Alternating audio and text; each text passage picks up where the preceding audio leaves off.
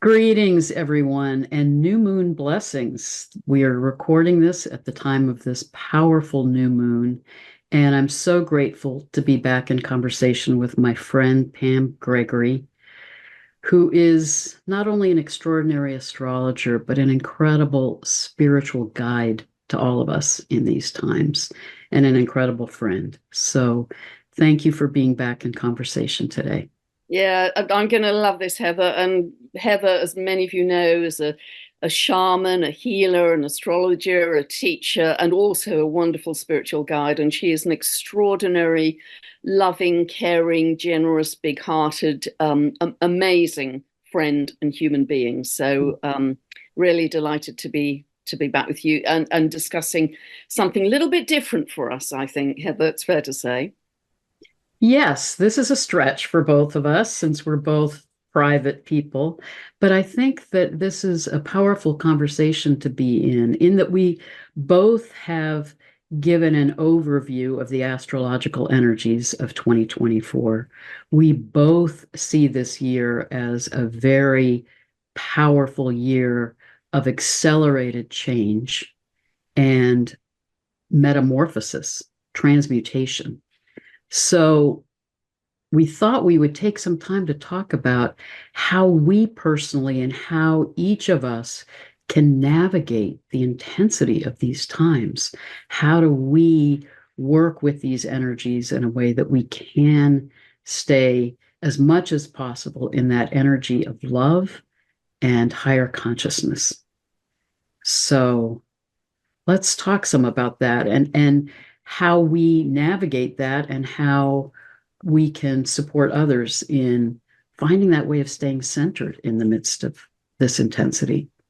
Yes, and I think that's a very big need right now. And I'm sure, Heather, you are getting a lot of emails, and certainly I am, with people really wanting this kind of a conversation. And I will very much let Heather speak for herself from her own personal viewpoint in this. But from my point of view, everything I say in this conversation with Heather today has a context of 20 years ago, I was extremely unhappy in an extremely unhappy marriage. I was very fearful.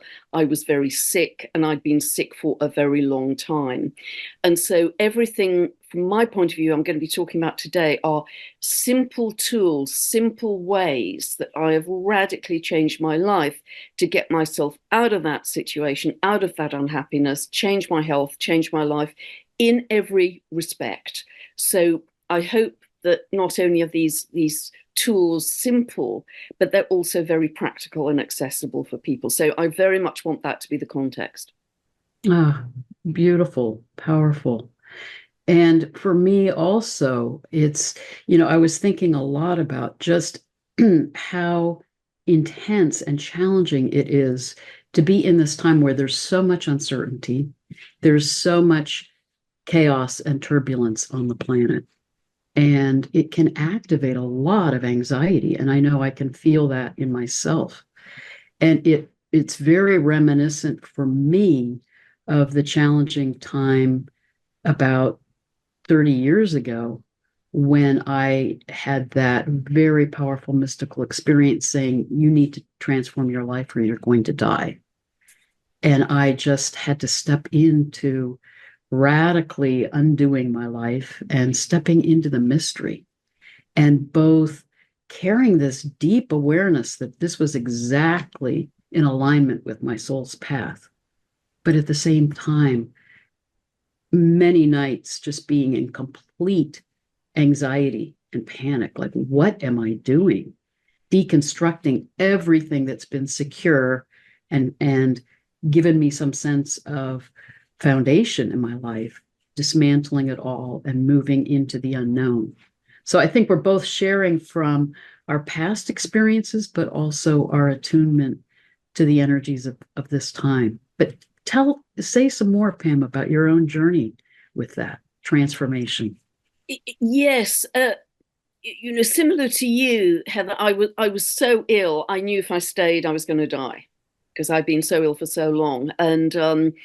And thank goodness for both of us, we had the courage to do that. But equally, like you, I was stepping away from everything that represented security, an income, a career, savings, a whole life structure that I was leaving behind, and where was I going? But I think this is going to be, although for both of us this was in the past, I think it is incredibly relevant to this year, because I think many people will be making these radical shifts. Because again, if we look at the astrology, we're moving away from old forms of security to trust the invisible, to Yes. trust the invisible, tarot, fool in the tarot, stepping off the cliff edge.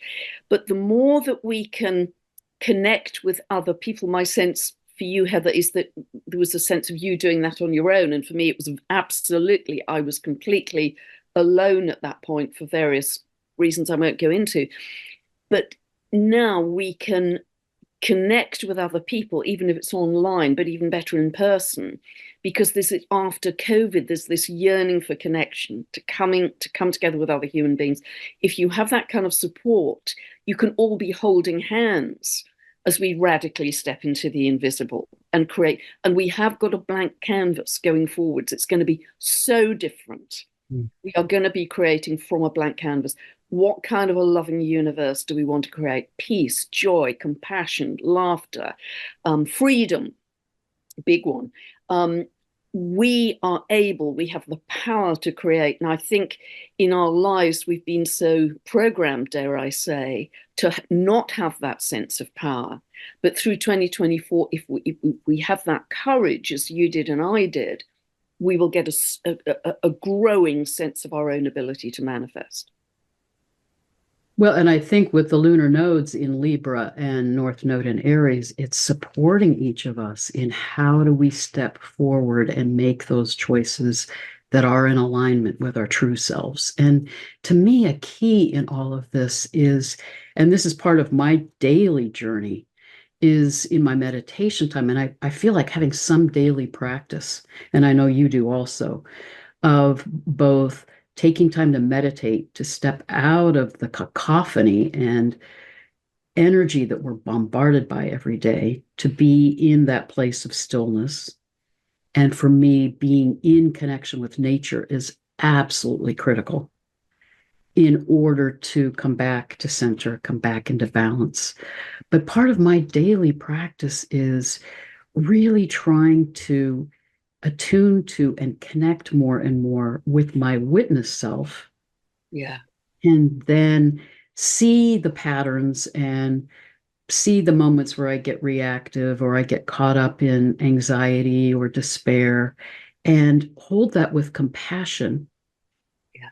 but more and more align with my soul self. And I think part of what I feel is a huge theme in this time of transmutation is we are moving more and more into homo luminous ones, Yeah. into more and more alignment with our soul selves, remembering who we are, why we're here, that we are infinite beings. We all have chosen to be here in this profound time. And yet we have these human selves that feel all that's going on. The earth is a planet that's about emotions. So we feel it all. But for me, a daily practice is how to align with my soul self that's unafraid, that is in deep connection with cosmic consciousness, to hold my personality self that can go through the roller coaster ride of emotions. And particularly in the intensity of this time, that personality part of myself and that ego part of myself that likes a sense of certainty and control can feel like everything is dissolving. So I think that's part of what I daily try to do, to allow those feelings to come up, but not identify with them, not get mired in them, and keep coming back to that alignment with the soul self. Yeah, a beautiful heaven. I mean, you said so much there, so richly. And yes, I mean, as certainly I've recommended to many people, and I'm sure you have, turn the television off. I actually gave away my television 4 years ago, and I've now got a large plant where the television used to be. So much.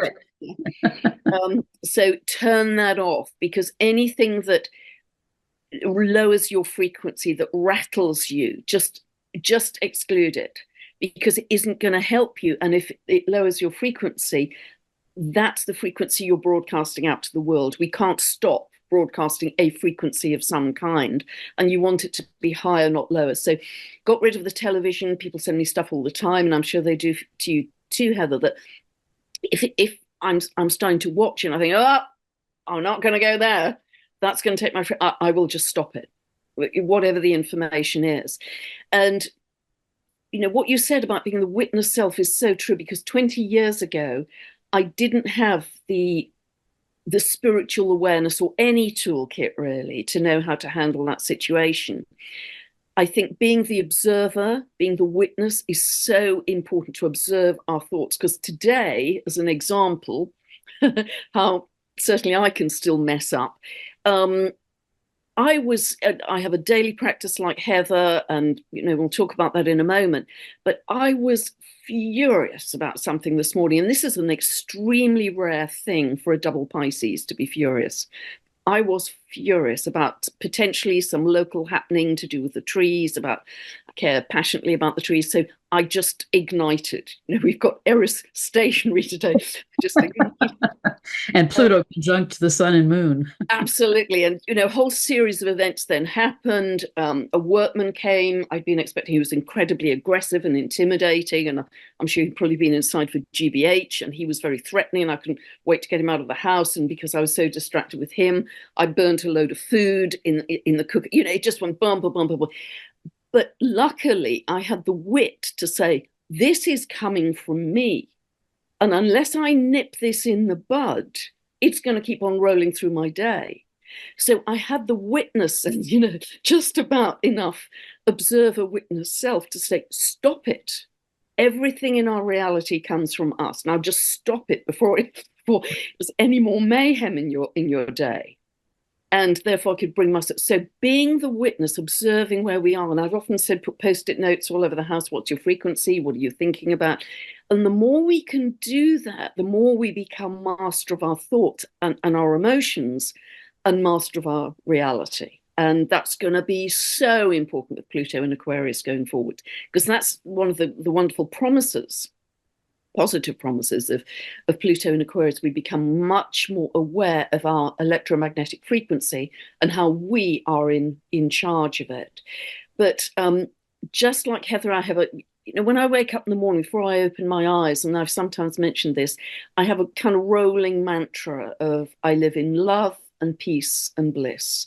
I live in love and peace and bliss. And I milk it. Is it really cozy in bed? I'm grateful for the silence, but I'm also grateful for the bird song. And I kind of milk that to get me into a very good tone for the day. That actually went slightly AWOL this morning, but at least there's an attempt to set the tone for the day, and generally that works really well.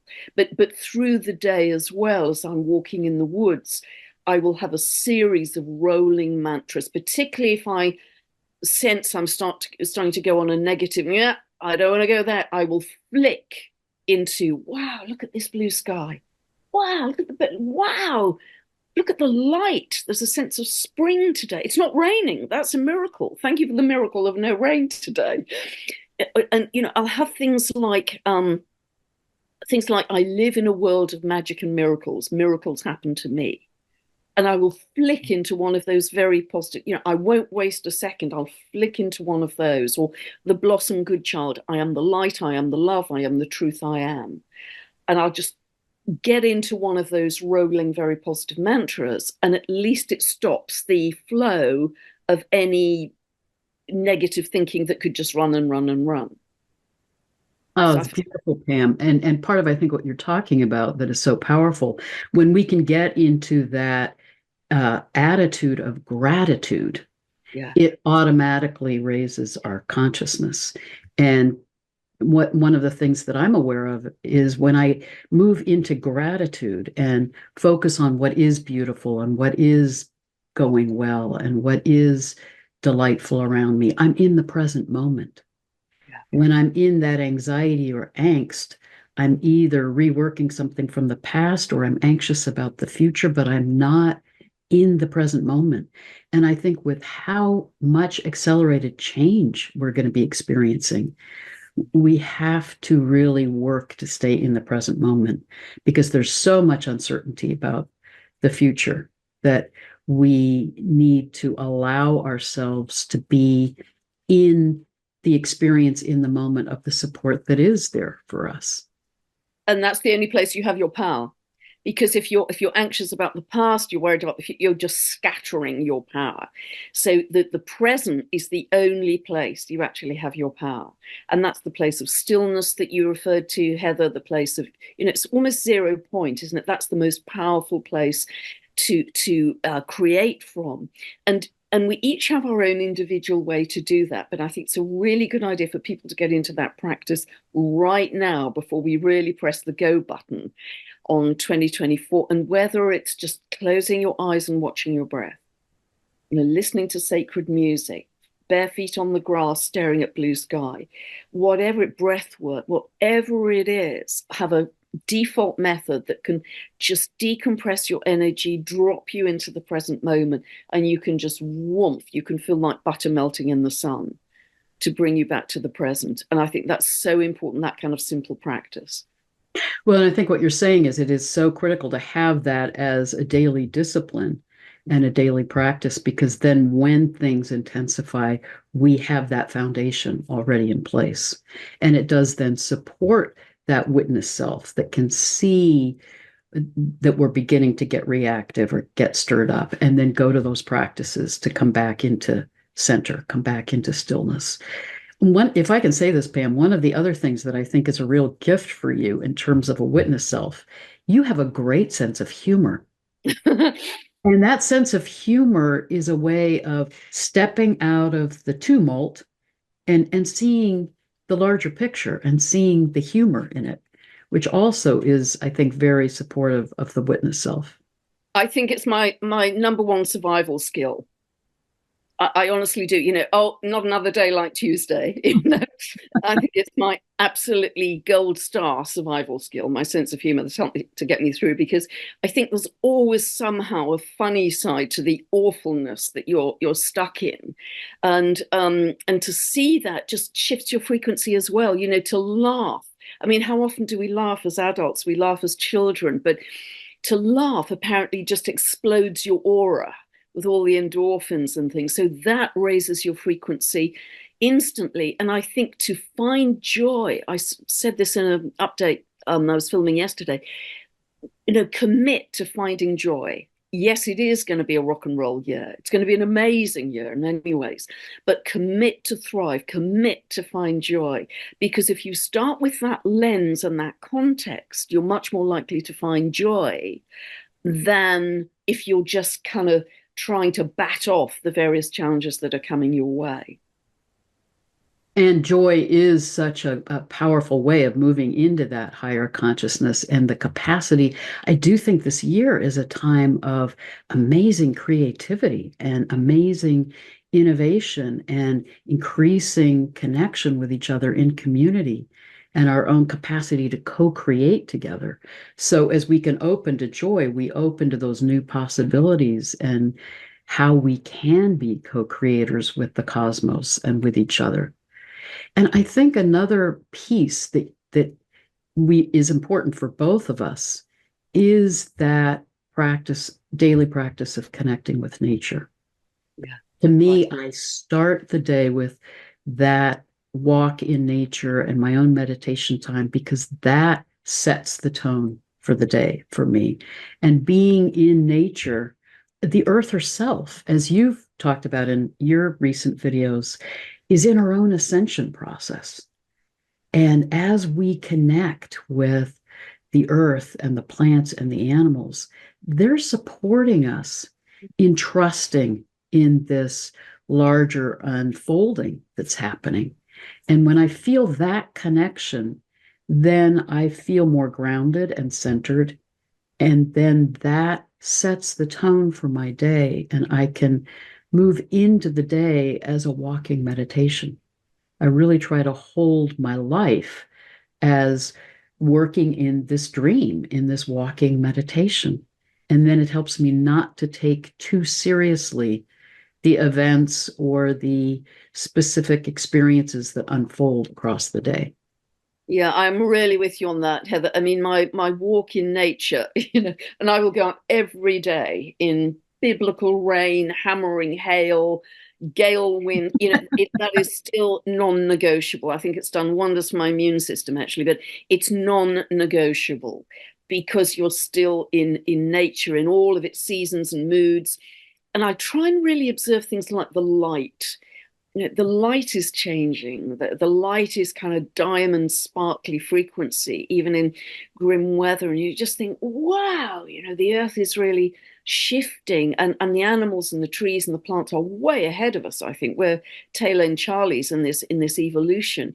And I feel, yes, like you, very grounded, but also very inspired by nature and chatting to the wild ponies and donkeys and that is so grounding and it's very makes you feel very connected to the much bigger picture of what's happening. It's very reassuring to have that connection to nature, I think.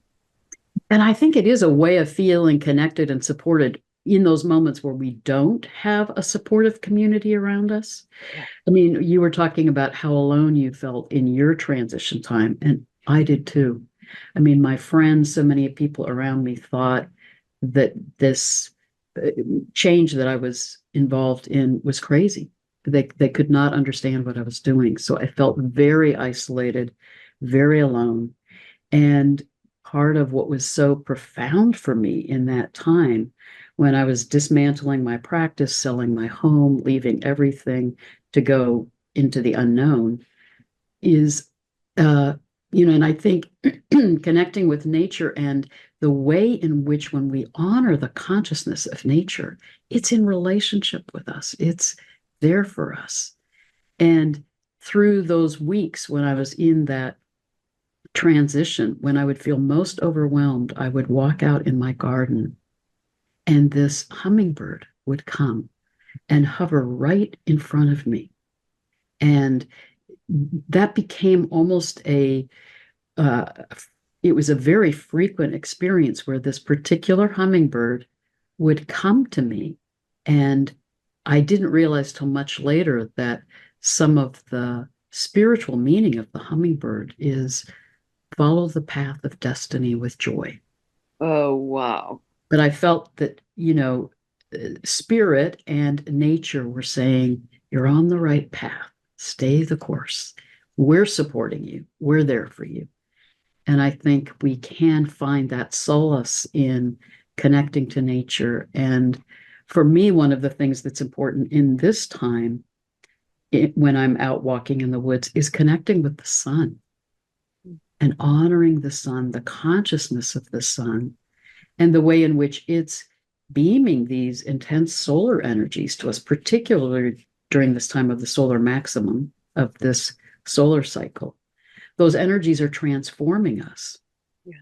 And as we are in relationship with the sun, then we can feel that connection and feel that support. Absolutely. And also don't forget to ask your angels, ask your guides, show me the way. And if the signs and signals aren't clear enough, you know, make it louder, make it clearer. Give me Somebody a sign. somebody once told me that they had a vision of their angels filing their nails, waiting for instructions. So they are, they are there for us. So make it louder, make it clearer.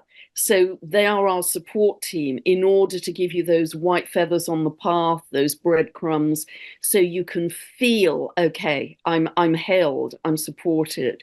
I have a whole spiritual team behind me to help me on my way. And also the human connection, I think, being so important too.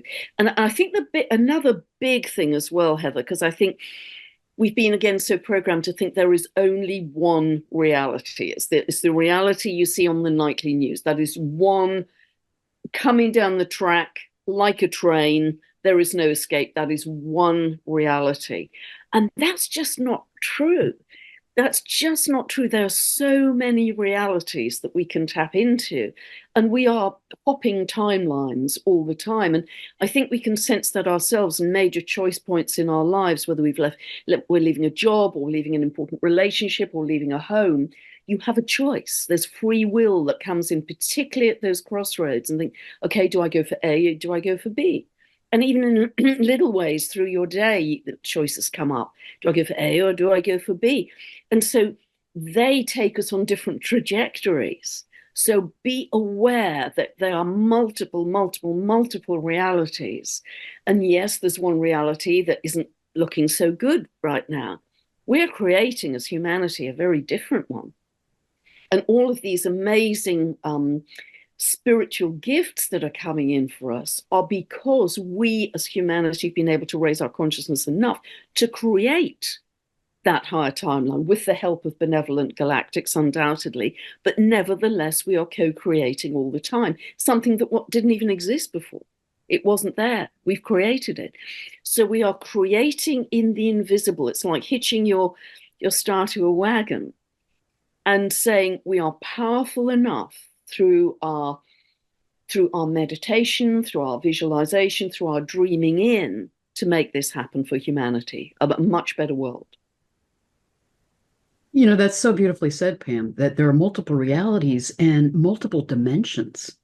Yeah. And I think that's some of what can feel disorienting sometimes in this transition time, because I do believe that, you know, what we get bombarded by in the news and in the media is the third dimensional consensual reality. And it is so intentionally fear-based. Yeah.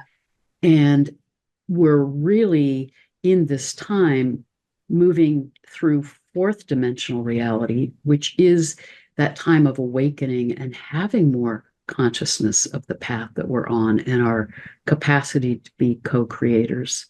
To move into that fifth dimensional way of being that is so much about higher consciousness, joy, love. But it can feel like a roller coaster sometimes because we feel our own movement back and forth through the dimensions.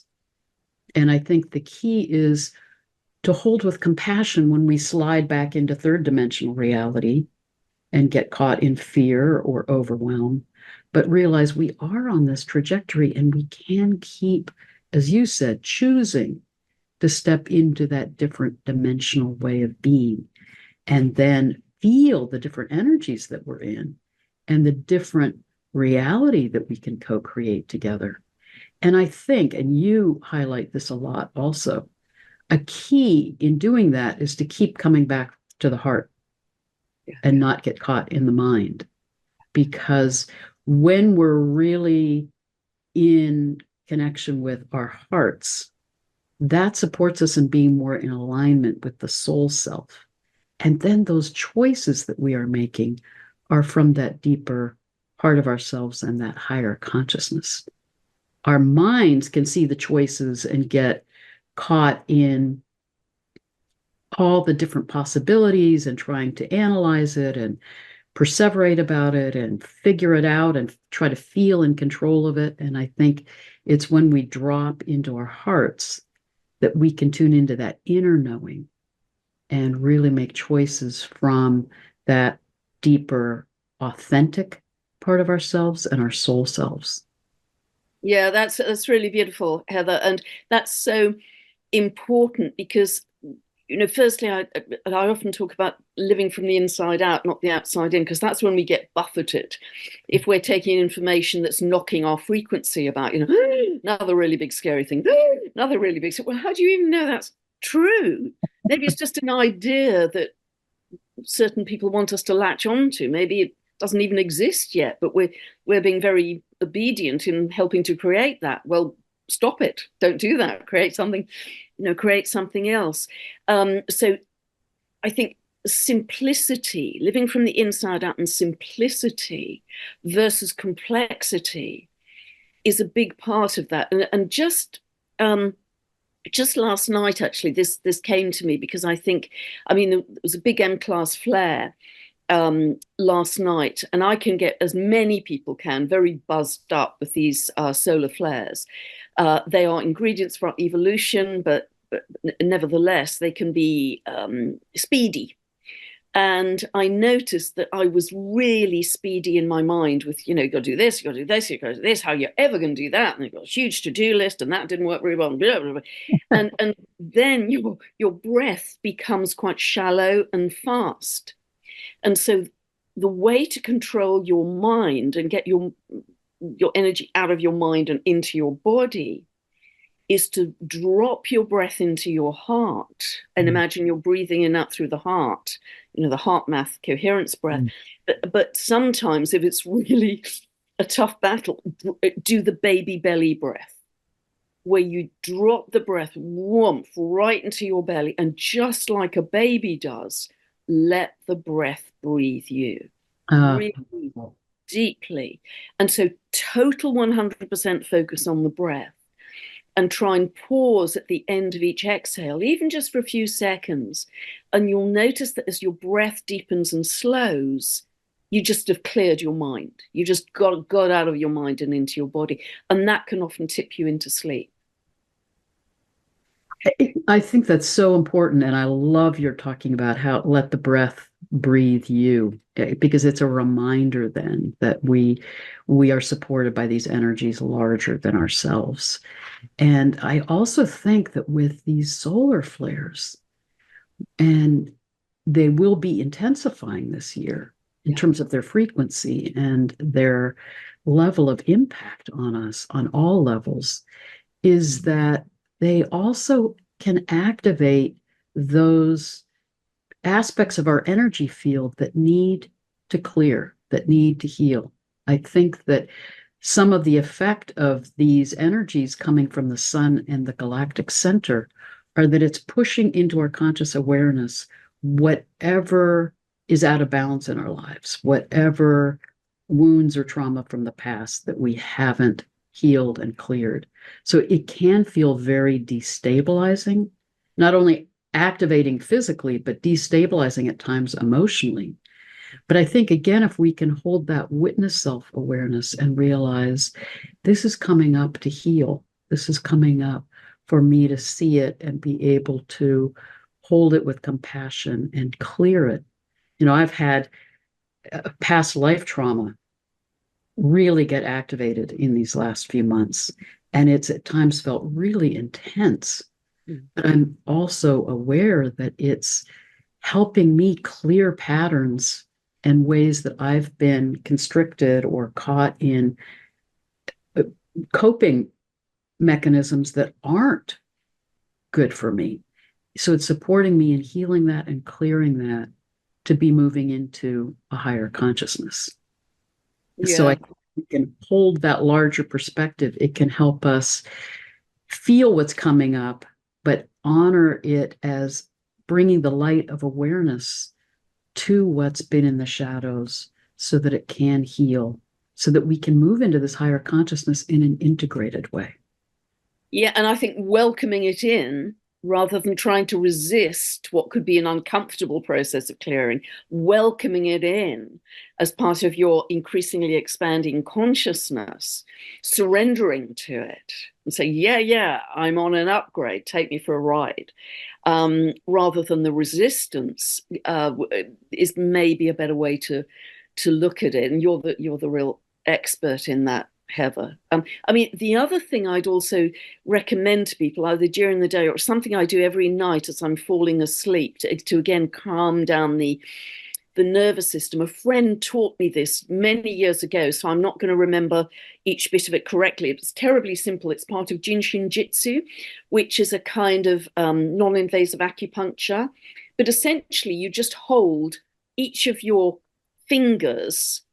And I do this every night. So I think the little finger is the small intestine, this finger is the large one, this is the liver, this is the kidney. I think this is the head or possibly the heart. You can easily find that online. Doesn't matter which hand you use.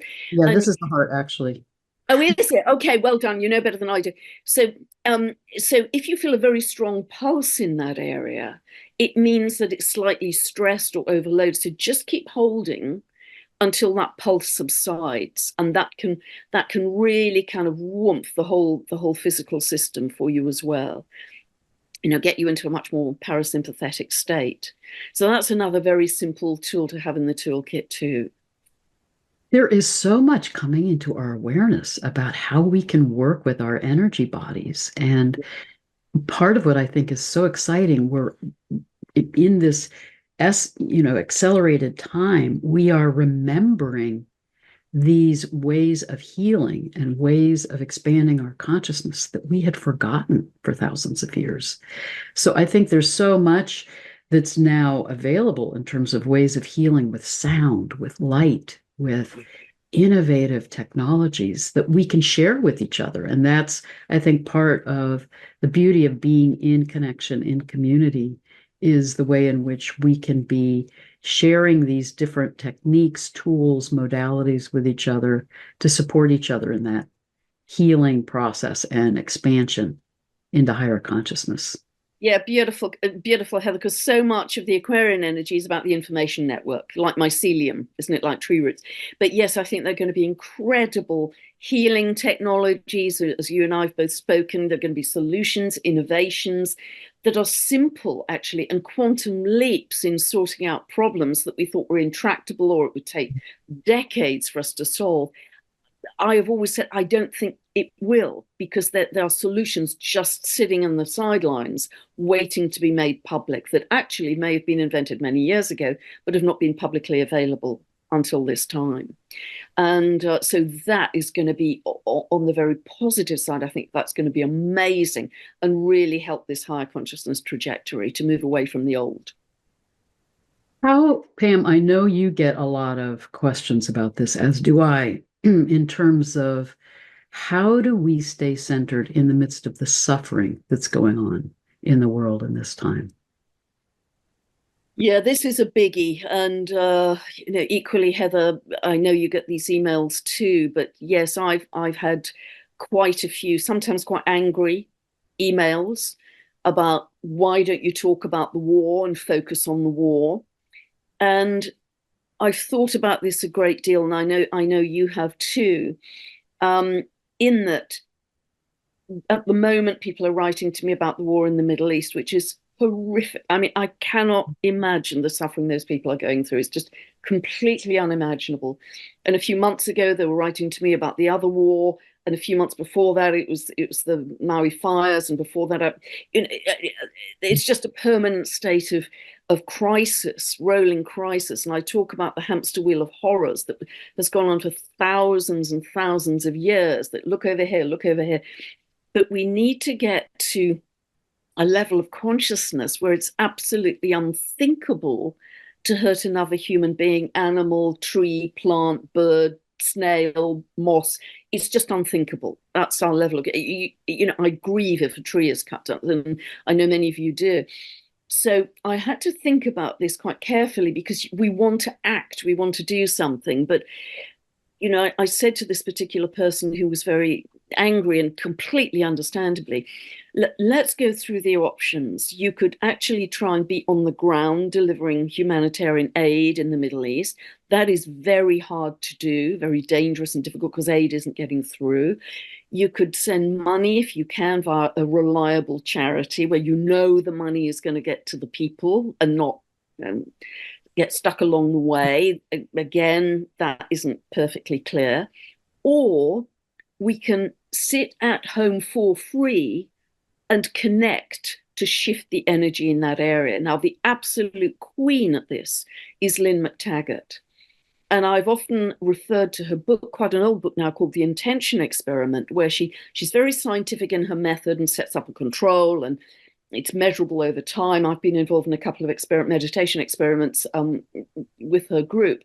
And when there was a previous war in the Middle East, she actually set up an experiment over several weeks to reduce violence in that area. And she did, with her group of meditators. And the evidence is not only in the book, but if you go on her website, she's got a tab called Evidence. And she Mm, beautiful. intention experiments constantly, whether it's helping seeds grow faster, heal someone from a terminal illness, reduce war in the Middle East. I think she's got something going on right now for that, bringing people together from her enormous network to say, okay, what can we do? What can we do sitting at home for free to come together and make that shift? She has a ton of evidence, as does Joe Dispenza, as does, many of Greg the Braden. Greg Braden, Dr. Bruce Lipton. This is the way forwards because everything is about energy and frequency. This is our way forwards. That gets us almost like Buckminster Fuller, gets us beyond the hamster wheel of horror to raise our frequency, to say, we are creating a much more loving world. And this is how we do it with our frequency. And that's the best answer I've got right now. If we can't do the previous, if we can't be on the ground or we can't send money because the charities aren't clear and clean enough. Does that make sense, Heather? Oh, it's beautiful, powerful, Pam. And you've got your meditation on Sunday that people can join in. And you're right, there is so much research on how gathering together in that kind of focused, intentional meditation can change the world. It changes the morphogenic field of the collective consciousness. And that powerfully can move us towards stopping this cycle of trauma, of violence, of power over, of destruction. The other piece that I think is important is we are still in a realm of duality. Yeah. And there is so much awakening happening in this time. There is such a powerful movement on the planet for those of us who are moving into higher consciousness. And it's activating the opposite in terms of we're also seeing more and more the shadow aspects of humanity that need to heal and clear. So we're seeing the extremes right now. And I think as we see that, again, it's also important to be in the witness self and not get mired. I mean, those of us that are sensitive and empathic feel the suffering that's going on in the world. And I think with the lowering of the magnetic field of the earth, we're all more tuned in to each other now. So we're not separate from each other. We realize that the suffering of those who are in violence and war is our suffering too. Yeah. 100%. It's heart opening. We feel immense compassion, and it brings many of us to tears. And just going back to the lady who was angry, and I said, well, if I get angry, who am I helping? I'm not helping the people on the ground in their horrific suffering. I'm not helping myself. I'm lowering the frequency all around. That's not helping in any way. So you've got to get beyond the current paradigm to say, we will never do this again. Yes, Never. This is unthinkable in the 21st century. This is still happening. And it isn't actually generally the people who are initiating wars. It's exactly. it's not the people. We are one humanity. And there are those who I think are very consciously trying to manipulate what's going on in the world right now to retain power and cling to the paradigms of the past. That will fail. We Yes. all know that. That will fail. But in the process, what you're saying is so true, Pam, that if we drop into that level, and we need to hold with compassion that at times we feel the pain, we feel the sadness, the despair, the anger that this is still happening. And I think the key is feel it and let it flow and come back into that higher consciousness of sending out healing, of sending out the energy of peace and of unity consciousness. Because if we drop into and get mired in that anger or despair or overwhelm, we're inadvertently fueling the Correct. very duality and polarization that we're trying to heal. So I think that's really important to look, as you're saying, where are we putting our energy? And is it actually supporting the healing? Or are we getting pulled into the drama and then getting pulled into that energy of trauma that just keeps reverberating on the planet if we energize it? Absolutely, because as we both know in the quantum field, where you put your focus and attention is where you activate, you give energy. It's like food to whatever you absolutely don't want to see more of. So it's kind of crazy. We keep getting caught in this loop, but as the really big scary things appear to keep on coming in an effort to hold the status quo, we have to be bigger than that to catch our habit and say, do you know what? This is like being in an abusive relationship, and oh, it's another one of those. And I'm not going to get caught in this trap because I'm actually over here creating something beautiful. And then those very simple meditations, which again aren't an original idea at all, people are doing this all over the world, but those 15 meditations on 7 o'clock UK time on a Sunday evening, people are putting people in war zones in the center of the circle when we're all holding hands across the world. They're sending peace, they're sending love, they're sending relief to those people in the war zones. And if no other options are available to us, that's one of the best things we can do, because everything starts from energy, frequency, and consciousness. That is primary. And so until we get a better idea, I think that's a very good option for us. Well, and we're also realizing that we're all interconnected, and that there is such power in that long distance healing. That again, it's when we get caught in that third dimensional way of thinking, we think, well, it has to be an action on the ground in physical reality. But we have this capacity as energy beings to do that long distance healing and to be shifting the morphogenic field of the collective consciousness so it doesn't keep happening, so that we can actually get to the root issue and clear it so that we don't keep reenacting this trauma on the planet. Absolutely, because being on the ground is in a way still operating in 3D. I have to physically be there to do something. Whereas actually, as we move into fifth dimension and beyond this expanded consciousness, we can do it with energy powerfully. And it can happen quickly, as we know if we've ever received healing, long distance remote healing. It can happen in moments. I've been a witness to miracles many, many times in my life, both receiving them, but also seeing them with other people, how it can literally happen in seconds. And this is what we need to learn. We need to become masters of frequency and energy in a much bigger way, entering this period of Aquarian energy than we have ever understood before. I think it's a big part of it. I want to circle back too, Pam, to something you said earlier that I think is so important. And it's a huge theme that I've been working in my own life. I think a lot about Neptune in these final degrees of Pisces. I think a lot about the profound meaning of Sedna coming into our consciousness in this time, and how that critical moment in the Sedna story, where she's on her own path of spiritual initiation and transformation, and is caught in the storm when her father is trying to pull her back to the paradigms of the past, take her back to the village. Yeah. And Raven, the shaman, sets off this storm. And the father, in his survival modality, throws her out of the boat to save himself.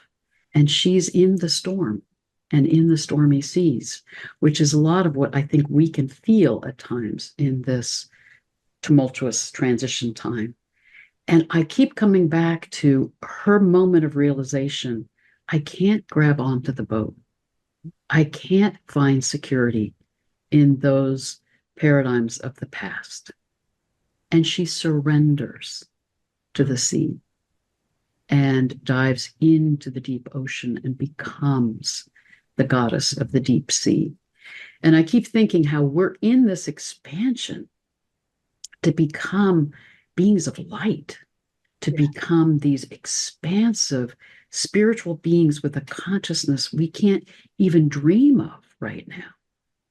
But to be in that transition, a part of it is opening to surrender and trust. I love that Hopi prophecy of let go of clinging to the branch on the shore, be in the river, let the currents of the river carry you. And our ego self wants to have a boat, wants to have a map, wants to know the destination, make sure we have enough supplies on the boat.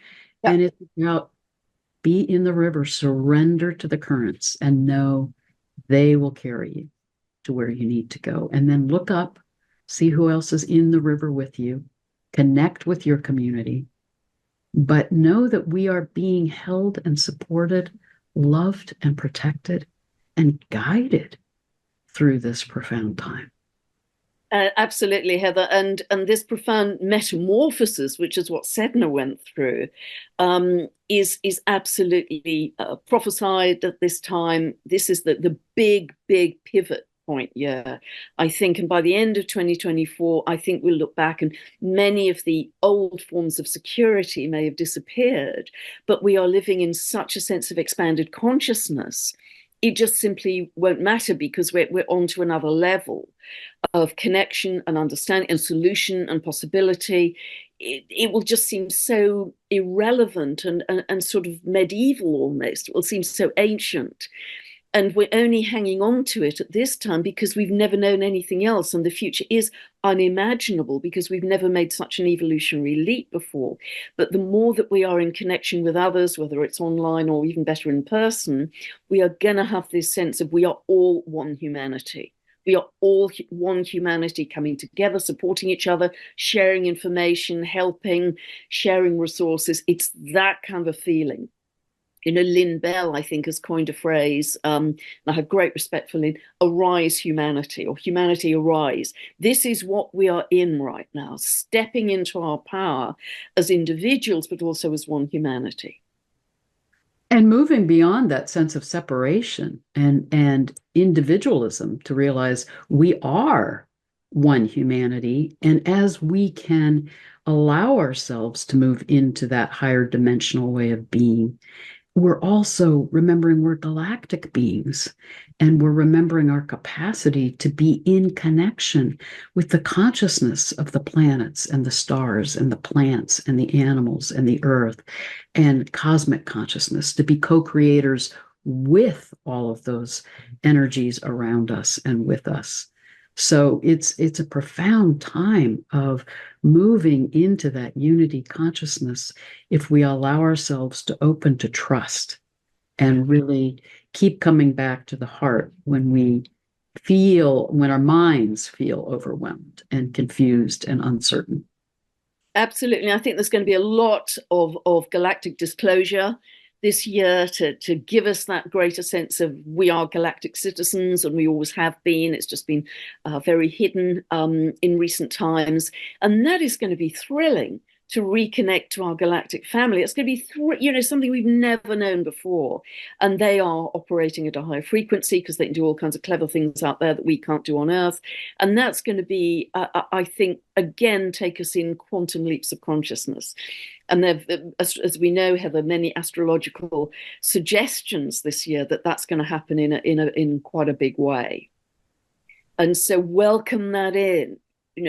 These are benevolent beings of light. This is part of our family. So whatever the box in the corner is telling you, welcome them in as helpers along the way. These are not beings to be afraid of at all. Welcome them in. It's part of our evolution and our journey.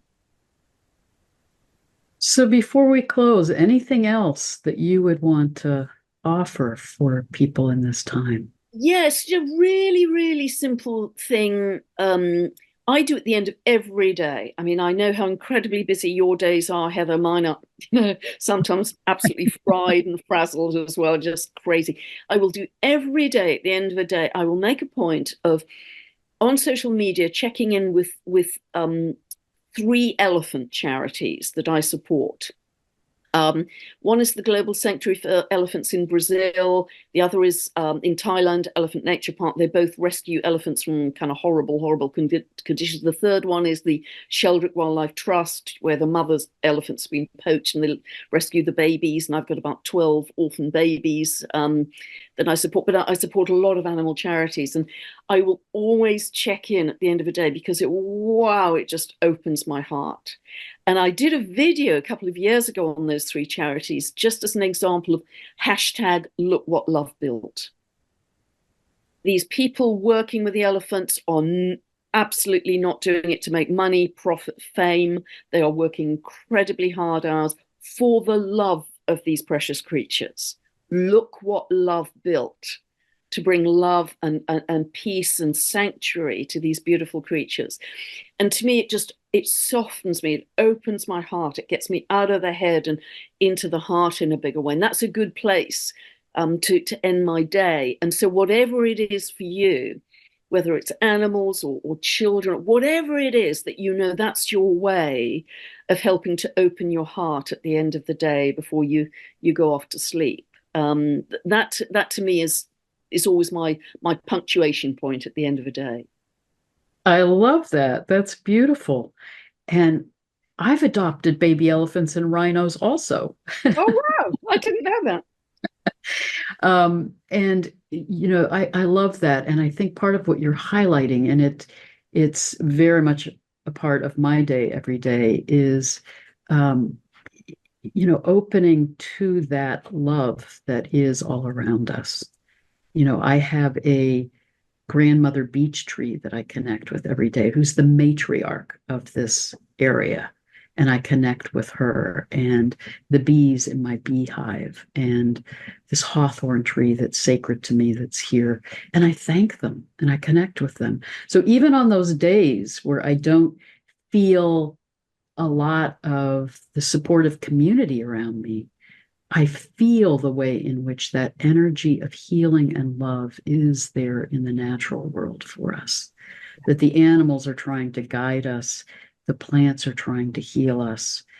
And I do feel we are here on this planet to grow in love and wisdom, and that our spirit guides also are more present than ever before. And when we can open to them, they remind us that we are never alone. We are always held in love and being supported and guided, which can help us rest in that when we feel overwhelmed in the intensity of the times, to know that we are a part of this larger process and that we are held in the love of the cosmos and that we're not alone. And yes, that's so important to remember. And actually, whenever I'm in a tight spot, as I was in the woods this morning, as you know, Heather, I'll just say, "Okay, guys, come on down. I need you, right? I'm deep doo doo, and I need your help." And it always works. It always works. So they are there for you, and the more you connect to them, I think the smoother your journey through life is, and you start to really feel that support, even if it's invisible.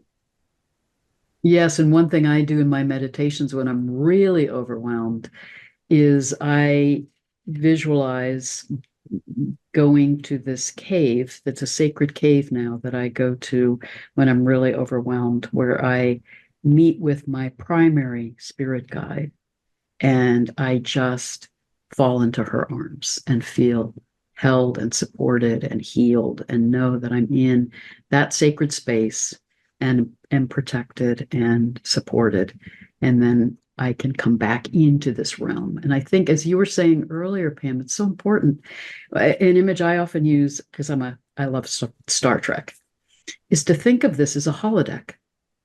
We're in this hologram. We're in this dream, Yeah. and we are co-creators of it.